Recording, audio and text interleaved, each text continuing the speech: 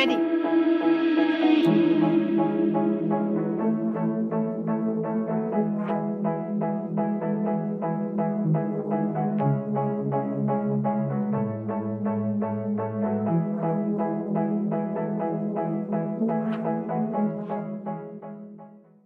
Well, good day to you all. Evie, always good afternoon. Hi, Claudia. And Claudia, yes. Hi.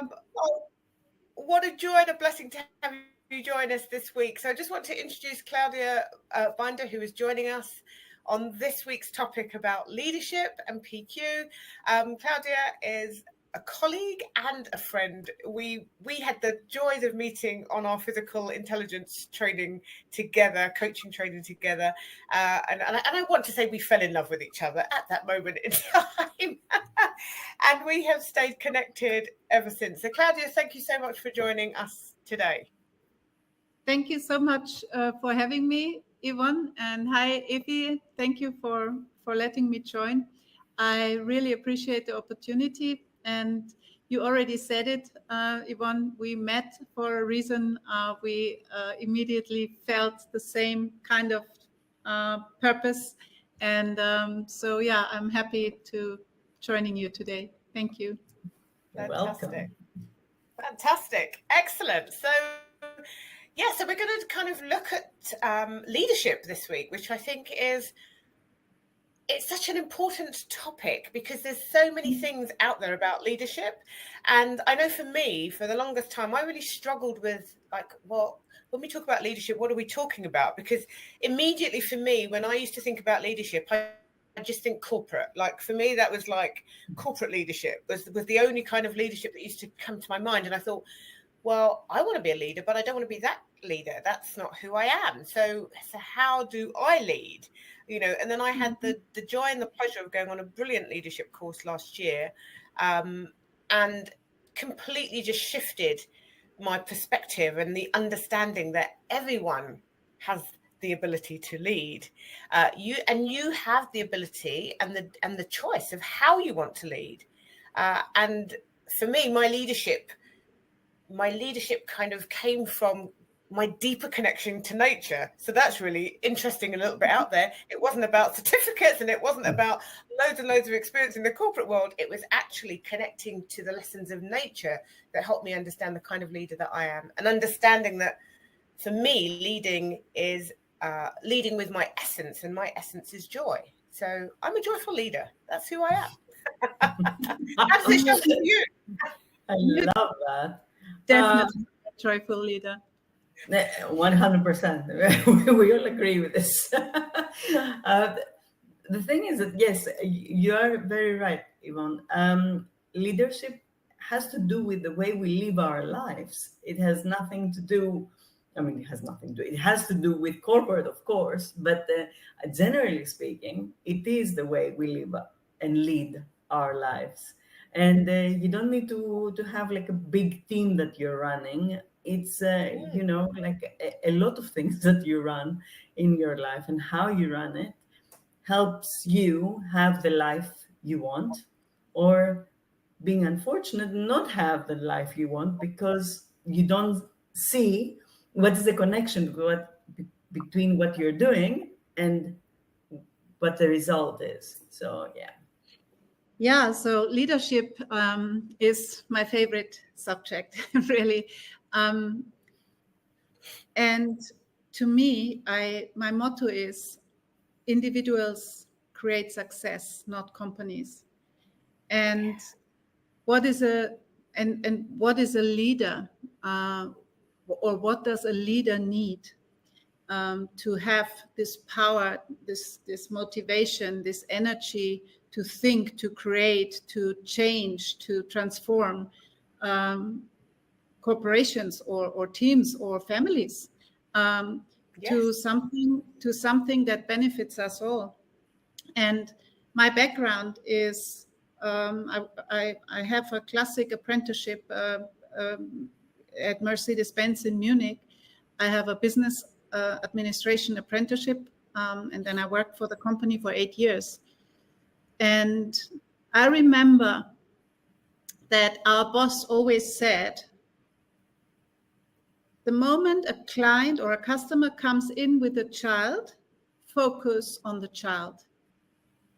Give the child a treat or give the child a toy or do something. Focus on the child, the rest is easy. And he was so right. And I still think about him now. He might, I don't know where he is now, but this is one of the things I carry with me through my life. And I've recently read a book about the state of affairs in a Austrian kindergarten and school from a lady who was teaching for, I don't know, 15 years, and she wrote a book about how do we create the leaders of the future? How do we create leaders who run companies, politicians, parents, to give them what they need in order to let the wheel of life continue in a positive way. Yeah. And leadership starts in kindergarten and before. And before children are going to kindergarten, they should know what's expected from them in the kindergarten. Then they should learn what's expected from them in school. Then they should learn what's expected from them in the career they're choosing. And so, yeah, my favorite subject, and I'm happy to pass back to you or to Yvonne or Evie, because otherwise I will talk for another half an hour without. That's why we have invited you here, so you can talk for an hour. There's no problem.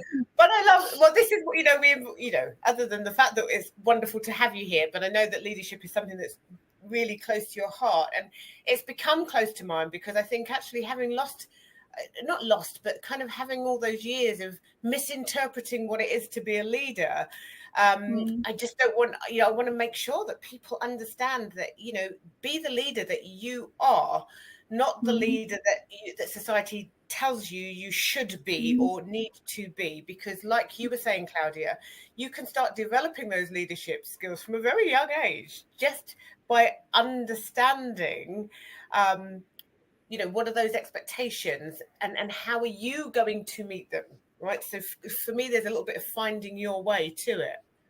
Yeah, and also understanding what can I do for myself to stay creative, to use both sides of my brain, to how can I, be a thinker who is able to change perspectives, to put yourself into other people, another person's shoes, or sit behind another person's desk. And I didn't know that I've been a leader all my life, but I've been, and I'm a mother of two, and I've been running an international interior design practice for 20 years, and I've been guiding teams and suppliers and all, I've been project managing, and I was a carpenter and an electrician and an architect and an everything, and I had to make sure that all the decisions I make are aligned with the outcome. So I always said I'm the person who pulls the red thread through the project, but I actually never really realized and understood that I'm a leader. I've been seeing myself. I wanted to see myself as a colleague, as a part of the team, and I wanted to blend in, and I don't want it to be loud and talk too much and ask too many questions and all this. I wanted to stay low. Yeah. And then I got very super upset when things didn't turn out the way they should turn out, because other people do not make decisions easily. They don't come easily because responsibility was never taught, or self-esteem wasn't there, or whatever. And I have it all. I just didn't know how to use it. Yeah. So my leader style was, okay, I do it all because I'm the best at it, and I do it all. And Do when I I hear a controller somewhere in there? control, perfectionist, hyperachiever, I have all these things in me, and and I tell you later why. I'm the youngest of five, so I had to always perform better and so many levels to get a little pat on my shoulder from my daddy or my big sister. And Yeah. without doing something really good, they would not see me, they would not hear me, and I would, Yeah. So I had to Yeah. strengthen these saboteurs or these parts of me to a point where I can maneuver through life. And I never realized how helpful they can be. I know they're saboteurs. I know if you do too much control leads to pushing people away, because they either follow you reluctantly or they move away from you, or like letting my hyper achiever out. I always make others look little and not as good. And so how did I change from being this controller and this hyperachiever who doesn't see others in their full capacity to somebody who I am now, who has the ability to lean back, to look at it, and to start every time, I hope, the inner discussion to activate everybody's wisdom, and to allow everybody to input. And like what we learn in PQ coaching, which I love, and which we need to spread the word, is that there's always 10% of everything you say correct, or inspiring, or brings you to a different perspective. And that's what leadership is to me. Understanding who runs your show, understanding when it is a superpower and when it becomes a pain in the neck. Yes. And when you become a pain in the neck for others because of it. And and to actively take yourself back. Yeah. Do what we call PQ reps or meditations, mindfulness. Go out into the forest. I always love your photos, Yvonne. Every time I see you hugging a tree, I go like, oh my God, I wish I could hug a tree too. Because in Malaysia, because they always have these big red ants on them. So every time I hug a tree, so I have my trees here in my house, and ant free. But when I see that, I don't only see you hugging a tree and enjoying nature and being happy to be outside. I also see that you are actively train your brain. You actively contribute to your mental fitness. You actively contribute to being a better leader, to being a better decision maker, to being a better and a more relaxed partner, to, I don't know what it all does for you. But for me, being out in nature, I come back, I feel so good. And with that energy I have inside, I go to my office, I go and have time with my family. It ripples out. And and we can create great leadership by focusing on the individual first, on bringing the individual to a point of understanding, of awareness, and to a point where they understand when they do something, oh, okay, this is like now hyperachiever stepping in, like take the hand off the stove and stop it where the superpower ends. Yes. And I love this analogy of, I recognize I'm doing something wrong. So whoops, let's correct myself straight away and choose a better thought that leads more fulfilling life, to better performance, to less medical leave, to less stress, to less physical pain, to less trauma, to less of all these things. Yeah. And it can be so, so, so easy if we let go of that programming. And I don't know about you, my childhood programming, coming back to that, being the youngest of 5, I always had to, I've been like the entertainment monkey of the family, because I always tried to, I always tried to please everybody and to do something for everybody, to make it perfect, to make it good, so I get some praise. And Yes. somehow it's never been good enough. And I bet there is a lot of people out there who feel exactly the same. You do and you do and you do and you do, and it never feels good enough, despite you having the best credentials and Yeah. and understanding and experience and so on. So Yeah. start good leadership starts with the individual. Good leadership starts with having a mindset that allows others to grow. A good leader, in my opinion, should grow others. A good leader should have the opportunity or the ability to see opportunities, and don't only see, like,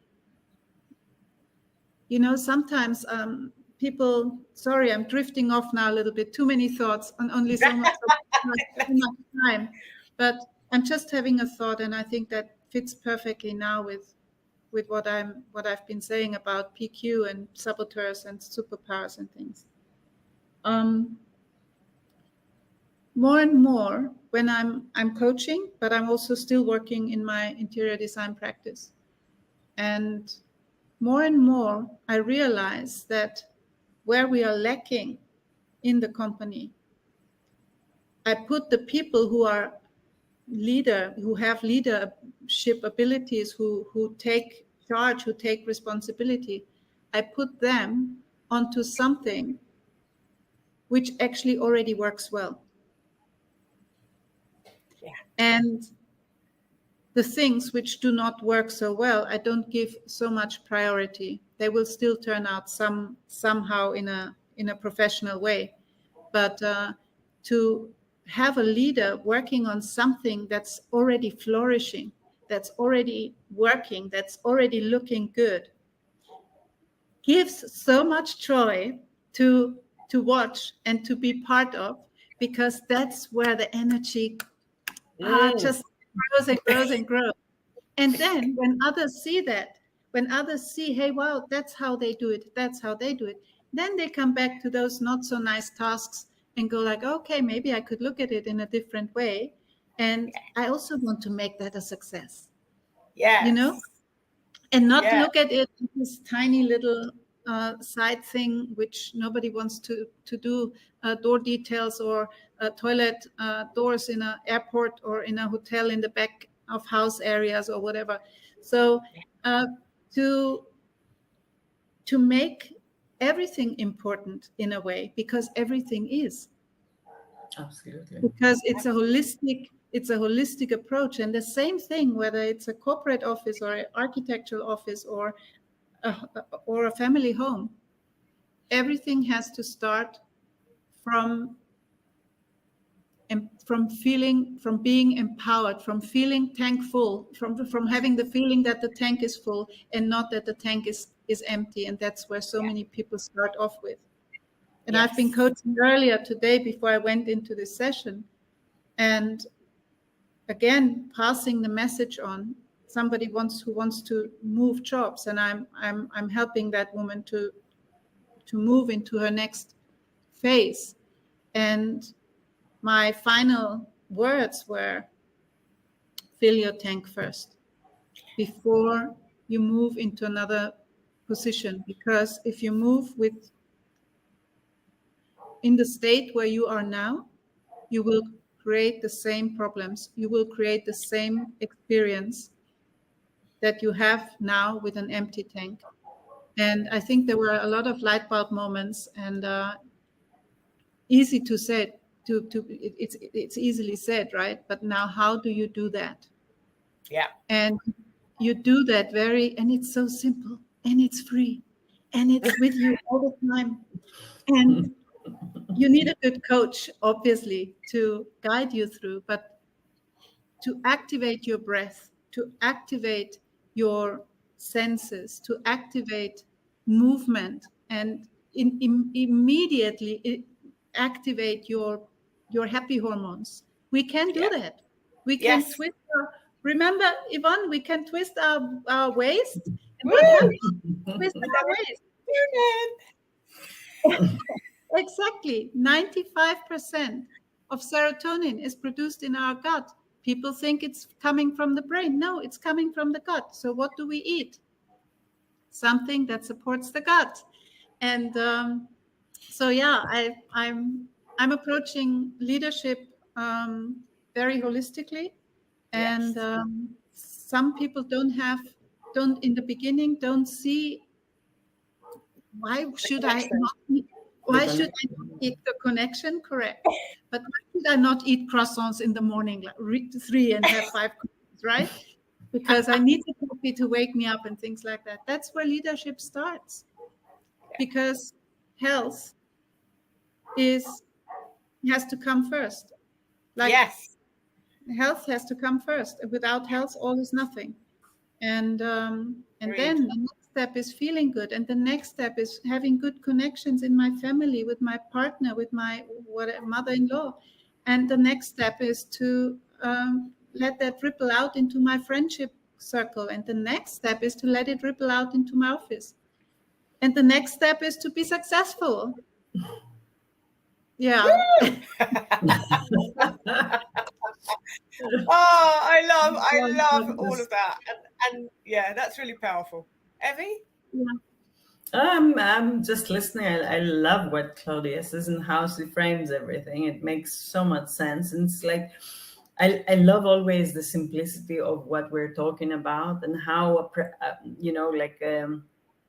easy it is for anyone that is interested to get started and to really see such big change in their own lives. Because I think the one thing that stops everyone from changing is because they feel that, oh, it's going to be such a chore. And it's not at all. And And what you just get saying, back, yeah. that's the important thing. Yes, and you said a powerful word, change. So I think it's even on my website, one of the headlines saying, "Wouldn't it be insane to believe that if I don't change my thoughts and my actions, I can actually change my experience?" And Mm. and that comes from a point of from a it's a scientific fact. Whatever we think today, 90% of what we think today, we think again tomorrow. Yes. That means all of our saboteurs, all of our hyperachievers, our controllers, our whatever, they are in charge, and they run on autopilot, and they think and do and think and do and think and do the same old rubbish they did yesterday, and they will do it tomorrow again if we don't interrupt that cycle. So isn't it Yes. insane to believe that I can change without, without doing things Without doing different, that work. without doing that work, and without changing my thoughts and beliefs? And how can I change my thoughts and beliefs? By giving my words shape, by Yeah. talking to people about where am I now? Where do I want to go? How does my leadership look like? Yeah. How do I want to lead? How do I want to, what do I want to create?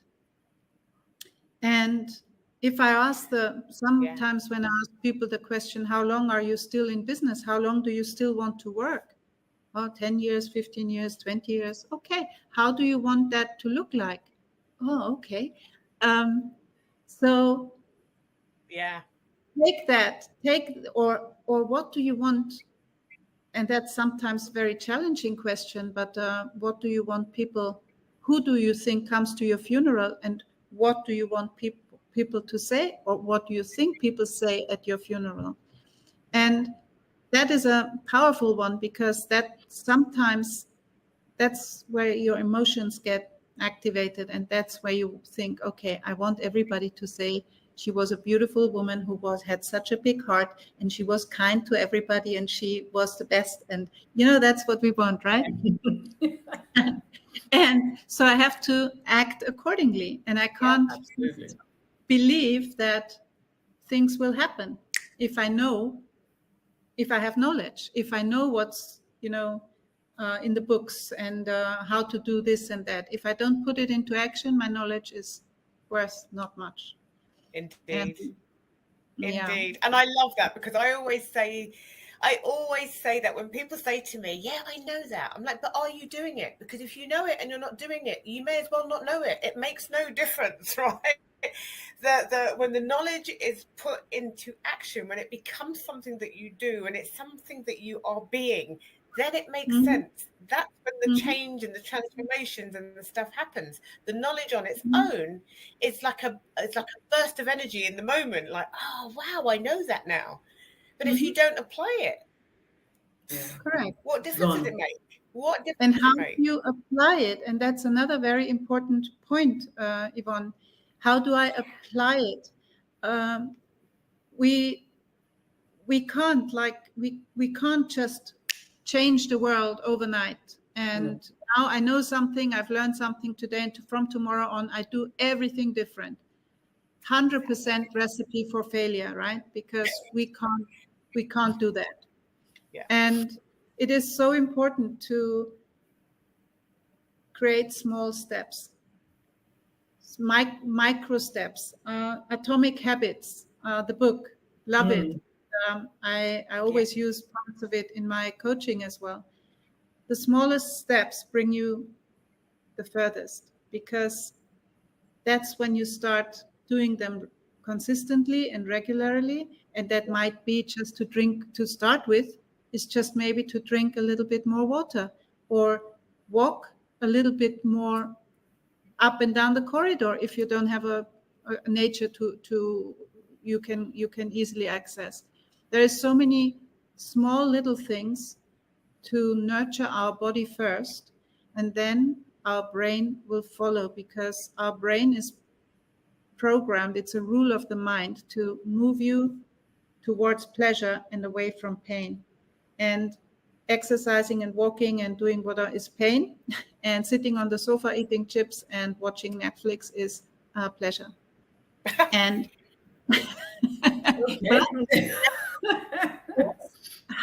that's how our brain functions. And when I know that, and when I understand that, I always have in my RTT sessions, I always use the example where I ask people to visualize that they run up a hill in the mud at the Navy, the Navy soldiers, that when you see them sometimes in American movies, they run up the hill in the mud, in the rain, in the cold, and it's really miserable. And then they have to climb over these walls, and they climb up. And I'm just thinking, oh, Jesus, I could never ever do that. And what do? When they do this, they sing. One, the guy in the front sings, da, da, da, da, da, da, and then the whole. And that's what I use in my audios often, to motivate people that they can be that person. Make your pain pleasure, and make the unfamiliar, the success, the well-being, the good stuff, make the unfamiliar familiar, and make the familiar the whatever it is for people, the frustration, the at work, or the fear, or all these things which stop you from thinking clearly, make them unfamiliar. And how can I do that? With very little steps. Add some breathing, add better food and water, add PQ reps. PQ reps are magic, and all little things, step by step, slowly, and they will make the big difference. Yeah. Mm. Yeah. I'm 100%. all about micro steps. I mean, it's the thing that I talk about all the time. If you're going to do something, do micro steps, because micro steps make it possible. And every time you do one, it's like, I can do it. So I can do it. So this is already now changing the way that you've been thinking from the can't. And I just wanted just to loop it back into leadership, is that Mm. sometimes, you know, as leaders, it's just like, well, this is just the way that I am. This is how I lead. Nothing can, you know, it's almost like you're telling yourself that story so that you don't do what is necessary to make the Mm. changes, so that you become the best possible leader that you can be. And actually, by taking the time to raise your self-awareness, which is what positive Mm. intelligence for me is so much about, understanding those patterns that are supporting you in some ways, but then when they're overplayed, are absolutely not supporting you, and they're certainly not supporting the people who you are leading, that you Mm. are in a position to be able to see that and then decide, well, what's one small thing? What's one small thing that I Mm. absolutely know is possible for me to do, Mm. that will, that you don't know, that may have a massive impact on the relationship with somebody that you've been working with. It may have Mm. a small change, it doesn't matter. But the thing is, the minute you realize, oh, actually, when I am like this with this person, I see that they don't react the way that they used to. You Mhm. start to notice those things. And so when you start to notice that, oh, okay, I see that this works. So you just start finding these ways to do these little shifts that then have this massive impact. And that little shifts is also like from NLP. We know, you know, even little shifts, they affect your physiology, they affect your posture, they affect the way you show up, and think about the mirror effect. You know, if you step up as a leader and you let people mirror you. And I give you another example. Um, I'm coaching a leader, and he is saying that um, he doesn't trust anybody. And I think that's also one of my favorite subjects, because if you don't trust anybody, or they're always on MC anyway, I have to do everything myself. Blah, blah, blah, blah, blah. So I have to lead, and I have to take control, and I have to, um, you know, push myself over the limits, Yeah. because without me, nothing is happening. And when somebody says to me, and then I said, so what do you do, you know, because of in context with trust, and how do you, you know, reinstate, or how do you create a trusting relationship, you know, one person at a time, create a ripple effect, small step. But so, and then I hear, for example, no, I always go and have lunch on my own. I never have lunch with the team. But you're leading the team. So yeah, no, my lunchtime is for me to, I need to recharge, and I need to, what do you do in your lunchtime? Yeah, I just have my lunch, and I just check my emails on my phone or something like that. Oh, And how does that create trust with your team? Okay, not even thinking about it, because the person is so hurt from previous experiences, or from, you know, maybe from a mistake, which puts you in a position where you feel, where you lose your confidence. And so you don't do this again, because we know how painful it is when people reject you. And so yeah, all these small steps to yeah. create connections, to create ideas, to create and share it, and to give thoughts shape. Because even if you maybe don't trust a person or a team, because you feel they maybe reject you or don't respect you or whatever, Mm. if you want to stay on, and if you want to lead this team, start speaking, start talking, start giving your thoughts shape. Show that you are vulnerable, show that you are a human being, show that you actually care. And if you care, then give them the opportunity, it's like the team, the opportunity to engage in a conversation, a non-judgmental conversation. And if only 10% of that conversation spark a new idea, then that's good, because you can't handle more anyway right now.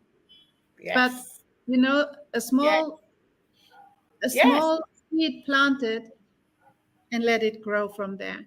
And then you have another meeting and you let people talk, and they go like, hey, this guy or this woman has changed, and actually Yeah. it's true what he or she says, right? I get something from it. It's quite motivating, or makes sense, or it's knowledge. Or but if you go Absolutely. and have lunch by yourself and never talk, Nothing nothing, changes. nothing changes. Nothing changes. Nothing changes. Okay, look, so I'm just being mindful of time, but we Yeah, always do this anyway. So, yeah. Evie, what I want to ask you, Evie, then, as we think about this and the importance of, showing up as great leaders, whether that's family, whether it's in the workplace, whatever that workplace is. So just tell me a little bit about what are some of the saboteur behaviors that would perhaps, or that absolutely are stopping somebody from being the best leader that they can be. Just give me a couple of the saboteurs that you think.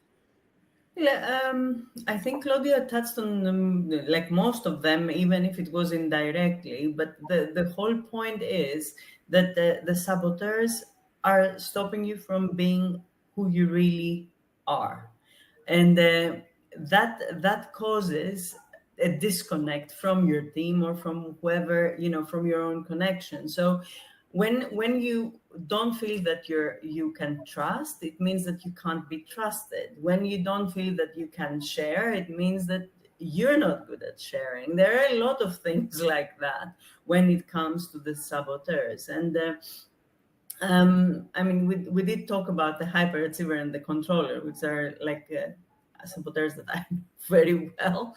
But also, like the pleaser, for example, wouldn't be able to put boundaries within a team, and then the team would not feel that is led. So at the same time, now we're talking corporate, but like imagine a parent that is a pleaser and cannot put boundaries. What does that to their children? So And there to the are a lot people, of ways that you can mirror the corporate with life, with Yes. how you are. And one thing that I wanted to just bring to to the forefront is what Claudia said about awareness, and we have been discussing this one many times. But the thing is that when somebody is really aware that something is not good for them, they just drop it. They can't keep doing it because naturally we don't do things that harm us, or we shouldn't. A lot of the times we do because we think we are aware, like for example smoking. You have heard, and you are aware, but like it's different to just like intellectually being aware of a habit that is not good for you and you keep doing it. And it is a different thing when you actually live it. It's in you, you understand it. That's when quitting smoking is like it just happens because you understand it really in your gut that is not what serves you. So yeah, I Absolutely. just wanted to bring that forward as well, because a lot of people say, oh yeah, I know that, I'm aware of that, but are you, as you very well said in one. yeah, and So I Yeah. think it sums it up that, like what we said before, it would be insane to believe that you correct. can change something, right? If you don't change uh, how you think about it and how Yeah. you feel about it. Yeah. Yeah, 100%. absolutely. Yeah. So, and we do talk about embodying a lot, or I certainly do. We have to embody these things. They have to be. It's who we are. It literally is what we wear, and that Yeah. for me also builds up authenticity. So when we talk about authenticity in leadership, it's like come cloaked in that leadership that you are. Mm. And come and be a powerful leader, get things done, and all of the stuff that are expected from leadership. But that doesn't mean to say that you don't get to be compassionate. That doesn't mean to say that you don't know how to empathize. All of those things are part of being a great leader, not just at work, but at home as well. Exactly. And, authenticity, you just said it, is where people would often choose a business partner based on the person, not necessarily always based on the product, right? We go for, like, let's say I have 3 companies. Use the German ones, okay? Mercedes, BMW, and Audi, okay? And we know these are 3 super cool cars, and they have hundreds of years of experience making cars. So which one, if I know all 3 leaders or all 3 people who can sell me these cars, which one do I choose? I choose the one who comes across most authentically, and who embodies the the motivation and the passion and the love for this car. And even if one is maybe a little bit more expensive than the other, you still choose the more expensive one, because that person who sold you that car has been showing up authentic and with passion. So yeah, that's another subject. So, another subject for another day. But exactly. absolutely. Oh, fantastic. Listen, Claudia, it's been absolutely fantastic. I thank you so much for joining us.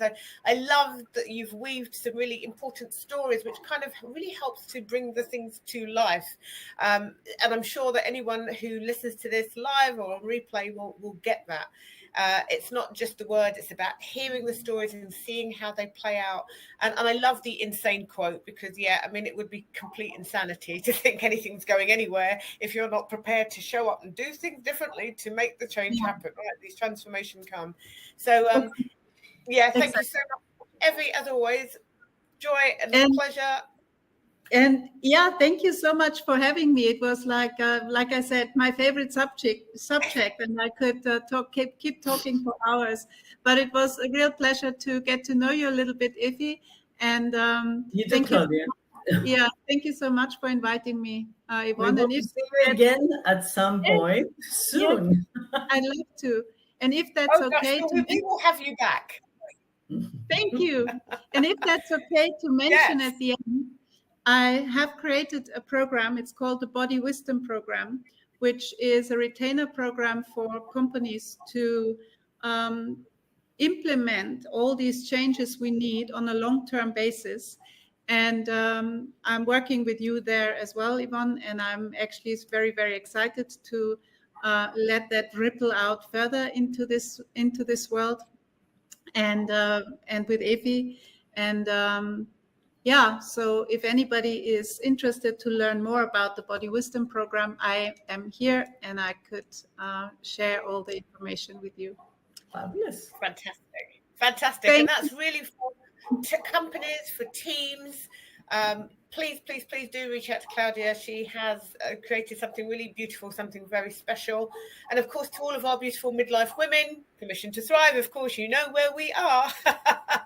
Come to us and, and get some of this embedded within yourself, so that you can show up being the best human being that you are here to be, because you were put here for that. And these tools, these resources will absolutely help you, elevate you, and give you that sense of empowerment, that sense of confidence for you to build the brilliant self that you are meant to be. Exactly. Awesome. Mwah. Wonderful. Joyful. Thank you so much. Thank you so much, and all the best. See you soon. Bye-bye. Ciao. Bye.